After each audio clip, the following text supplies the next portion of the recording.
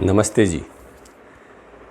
महर्षि मनु के द्वारा रचित मनुस्मृति सनातन धर्म में एक बहुत ही महत्वपूर्ण ग्रंथ है और इसे मानव धर्म शास्त्र भी कहा जाता है, मानव शास्त्र भी कहा जाता है, क्योंकि इस ग्रंथ में मानव का जीवन कैसा हो, सामाजिक व्यवस्थाएं क्या हों, उसका आध्यात्मिक सामाजिक पक्ष, वो सब चीज़ें जो उसमें दी गई हैं। इसलिए इसको धर्मशास्त्र, मानव धर्म शास्त्र के रूप में, अधिकांश रूप में जाना जाता है। और ये भी दुर्भाग्य है कि सबसे ज़्यादा विवाद भी इसी ग्रंथ पर है। वो विवाद क्यों हैं? क्योंकि कालांतर में अनेकों श्लोक ऐसे हैं जो मनु के नाम से इसमें जोड़ दिए गए और जिनका मनु के सिद्धांतों से या अपने वैदिक सिद्धांतों से, सनातन परंपराओं से कोई लेना देना नहीं है और उसके कारण से उसका विरोध भी बहुत किया जाता है।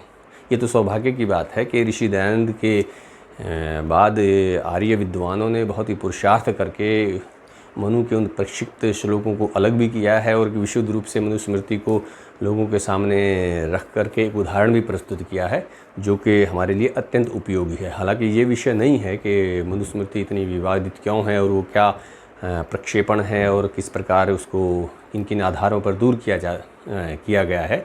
यहाँ पर तो केवल हम इतना ही जान लें कि जो मनुस्मृति है वो एक विधि विधान सम्मत ग्रंथ है, जिसके आधार पर हमारे समाज में नियम आदि बने हुए हैं। और मनुस्मृति के अनेकों श्लोक जो है बहुत ही प्रसिद्ध हैं। अगर वैसे देखा जाए तो सारी ही मनुस्मृति में सामाजिक व्यवस्थाओं को बनाने की बात कही गई है, लेकिन कुछ दो चार श्लोक तो मनुस्मृति के ऐसे हैं कि जो शायद अनेकों लोगों के द्वारा, जिसने थोड़ा सा भी स्वाध्याय किया है, वो उनको जानते हैं। तो ऐसा ही एक श्लोक है जिसमें धर्म के लक्षणों के बारे में बताया गया है कि धर्म के लक्षण क्या होते हैं, अर्थात किस से धर्म को जाना जा सकता है, अर्थात किन लक्षणों को देख कर के कह सकते हैं कि ये कार्य धर्म का है, अर्थात या किसी व्यक्ति में उन लक्षणों को देख कर के कह सकते हैं कि ये व्यक्ति धार्मिक है या नहीं है। तो वो एक बहुत ही प्रसिद्ध श्लोक है। आइए उसको जो है एक बार देख लेते हैं। आज चर्चा जो है उसी पर करते हैं। तो वो श्लोक है, बहुतों ने सुना भी होगा। धृति क्षमा दमोस्ते शौचम इंद्रिय निग्रह धीर विद्या सत्यम अक्रोधो दशकम धर्म लक्षणम। अर्थात इसमें महर्षि मनु ने धर्म के लक्षण बताए और कितने लक्षण बताए हैं? दशकम धर्म लक्षणम, धर्म के 10 लक्षण बताए हैं। अर्थात इनको देख करके हम जान सकते हैं कि धर्म का स्वरूप क्या है। इन लक्षणों को देख करके हम जान सकते हैं कि व्यक्ति ये धर्म का कार्य हो रहा है कि नहीं हो रहा है। आइए इसको थोड़ा सा एक बार देख लेते हैं। इसमें सबसे पहले कहा है धृति। धृति अर्थात पेशेंस, धैर्य रखना। अर्थात कैसी भी परिस्थिति हो, मान अपमान, यश अपयश, हानि लाभ आदि की कोई भी परिस्थिति हो, उसमें धैर्य बना करके रखना, धर्म का साथ ना छोड़ना, ये धृति कहलाता है। पेशेंस को ही धृति कहते हैं। उसके बाद क्षमा है। क्षमा अर्थात फॉरगिवनेस, अर्थात जो कोई भी परिस्थिति हो, मान अपमान की परिस्थिति हो, यश अपयश की परिस्थिति हो, वहाँ धर्म पर डटे रहना और उन परिस्थितियों के वश में आकर के ऐसा कार्य ना करना जो अधार्मिक हो। क्षमा के बाद आता है दम। दम अर्थात मन को नियंत्रण में रखना। अधिकांश लोग कहते हैं कि व्यक्ति जो है मन के अधीन होता है, लेकिन यहाँ धर्म का लक्षण तो ये कहता है कि जब मन जो है व्यक्ति के अधीन होता है, मन जब हमारे अधीन होता है और मन को हम नियंत्रित करके उसको अधर्म के कामों में ना लगने दें, उसको धर्म के स्वरूप में ही रखें और वो धार्मिक कार्यों में ही लगा रहे, तो उसको दम कहा जाता है। धृति क्षमा दमो। उसके बाद अस्ते। अस्ते अर्थात बिना परिश्रम के, बिना पुरुषार्थ के किसी अन्य के पदार्थ को ग्रहण करने का मन में भी भाव उत्पन्न ना हो। अर्थात अस्ते का सीधा सीधा अर्थ तो चोरी ना करना होता है, अर्थात कोई भी ऐसा भाव उत्पन्न ना होना कि हम दूसरे के पदार्थ का हरण करें। तो ये धर्म का लक्षण है एक। उसके बाद है शौच। शौच अर्थात शुचिता, स्वच्छता।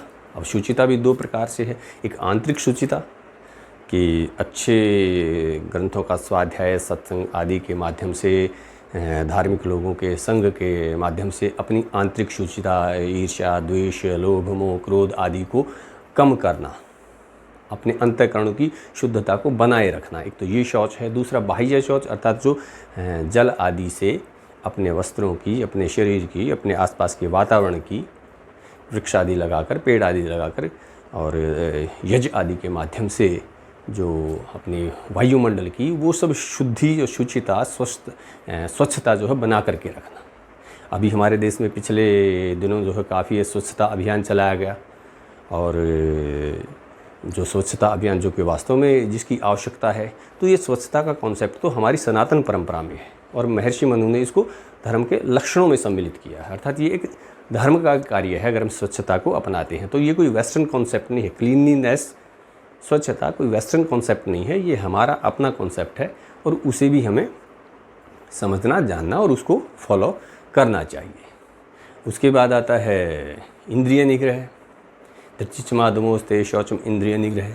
इंद्रिय निग्रह अर्थात जो हमारी इंद्रियां हैं, 5 ज्ञान इंद्रियां हैं, 5 कर्म इंद्रियां हैं, उनको धर्म के कार्यों में ही लगाए रखना, उनको अधार्मिक कार्यों में ना लगाना, उनको धर्म के कार्यों में लगाए रखना, वो इंद्रिय निग्रह कहलाता है। अर्थात जितेंद्रिय होना, अर्थात हमारा अपनी इंद्रियों पर नियंत्रण होना, हमारा अपनी जिह्वा पर नियंत्रण होना, हमारा अपनी कर्ण पर नियंत्रण होना, हमारा अपने काम करने की जो शक्ति है हमारी उस पर नियंत्रण होना, हमारी जो ज्ञानेंद्रियाँ हैं, हम अच्छा सुने, अच्छा सात्विक भोजन ग्रहण करें, अच्छी चीज़ें जो है वो हमें अच्छे दृश्यों का अवलोकन करें, तो अपनी सारी इंद्रियों को धार्मिक कार्यों में लगा के रखना, वो कहलाता है इंद्रिय निग्रह।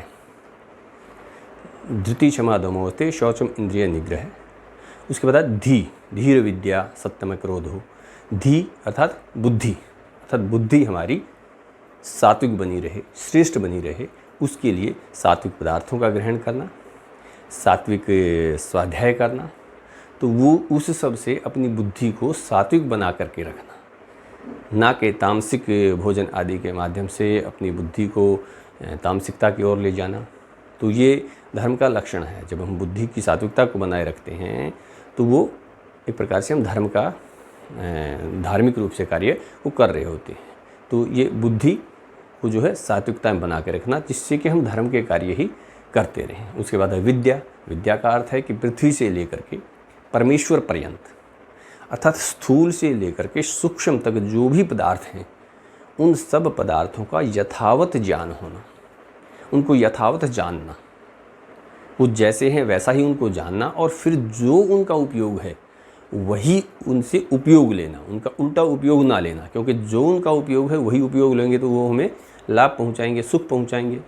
तो स्थूल से सूक्ष्म सब पदार्थों को यथावत जानना, वो जैसे हैं वैसा ही जानना, जड़ है तो उसको जड़ जानना, चेतन है उसको चेतन जानना, और फिर जैसा उनका उपयोग है, सूर्य, जल, पृथ्वी, पौधे, वनस्पति, पशु, पक्षी, जो उनका उपयोग है वही उनका उपयोग करना। जैसे गाय आदि पशुओं से उनके दुग्ध आदि का प्रयोग करना, ना कि इनको मार करके खा जाना, वो उसका यथावत उपयोग नहीं है। तो ये जो है कहलाता है विद्या का ठीक ठीक उपयोग। और विद्या इसके साथ साथ एजुकेशन भी, जो हम कहते हैं कि भाई ये एजुकेशन और शिक्षा और वो सब उसी में शामिल है। अर्थात ये शिक्षा प्राप्त करना, विद्या प्राप्त करना, एजुकेटेड होना, वो एक प्रकार से धर्म के लक्षणों में सम्मिलित किया है मनु ने। उसके बाद है सत्य, अर्थात जो पदार्थ जैसा है उसको वैसा ही जानना, मानना, और उसी के अनुसार वाणी से कहना और वैसा ही उसको व्यवहार में लाना, वो सत्य कहलाता है। उसके बाद है अक्रोध, अर्थात क्रोध आदि का त्याग करके शांति आदि गुणों को धारण करना। तो वो अर्थात धैर्य शुरू हो करके और शांति आदि गुणों को धारण करना, वो सारे के सारे जो है धर्म के लक्षण कहलाते हैं। अब अगर इसमें हम देखें तो कहीं पर भी मनु ने किसी पूजा पाठ को, किसी कर्मकांड को, उसको धर्म नहीं कहा है। धर्म को सीधा सीधा आचरण से जोड़ा है, और यही धर्म की विशेषता है। ऋषिदानंद ने भी कहा है कि आचरण से बढ़कर के कोई धर्म नहीं हो सकता है, ऐसा कोई धर्म का कार्य नहीं होता है जो आचरण से ना जुड़ा हुआ हो।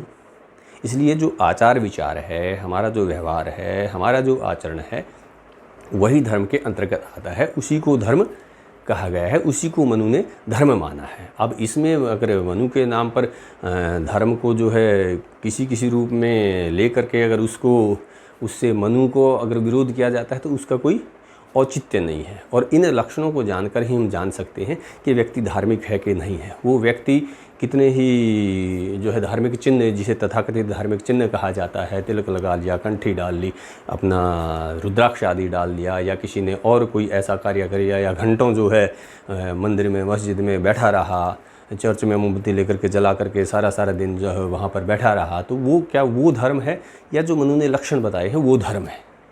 तो वास्तव में ये धर्म है। और इस प्रकार से मनु ने हमारे समाज को अनेकों ऐसे संदेश दिए हैं कि जो समाज को व्यवस्थित करते हैं। अगर धर्म के नाम पर इस प्रकार से ही क्रियाएं होती हैं और इसी को धर्म मानकर लोग धर्म का पालन करते हैं और धार्मिक अपनी वृत्ति बनाते हैं, तो अवश्य ही धर्म जो है वो हानि नहीं बल्कि मनुष्य की उन्नति का ही मार्ग प्रशस्त करता है। और इसी कारण से धर्म को ठीक से ना जान पाने के कारण से, जैसा मनु ने प्रदर्शित किया है, जैसा मनु ने प्रतिस्थापित किया है, जो कि एक पूर्ण रूप से वैदिक परंपरा के अनुसार है, वैसा ना जान करके ही मनु के नाम पर धर्म के रूप में भी उसका विरोध करके और धर्म को ही जो है नकार देना, ये कोई औचित्य की बात नहीं है। तो ये एक मनु का एक श्लोक की हमने यहाँ पर व्याख्या की है, और आगे इसी प्रकार से अन्य और भी करते रहेंगे।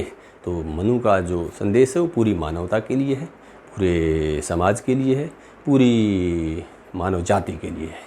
इसीलिए उसको मानव धर्म शास्त्र कहा जाता है। आज जो मानव धर्म की बात होती है, जो मानवता की बात होती है, वास्तव में उस मानवता का संदेश मनु ने दिया है। आवश्यकता केवल जो है उसको ठीक संदेश को लोगों तक पहुंचाने की है, और वही हम ठीक से नहीं पहुंचा पाए, और हमने मनु के नाम से ही अनेकों समाज में ऐसी विकृतियां पैदा कर दी कि जिसके कारण से आज मनु का इतना ज़्यादा विरोध भी होता है। तो उसके दोषी मनु नहीं है, उसके दोषी हम सभी हैं, और उसको ठीक करना भी हमारा ही कार्य है। सभी को नमस्ते, धन्यवाद।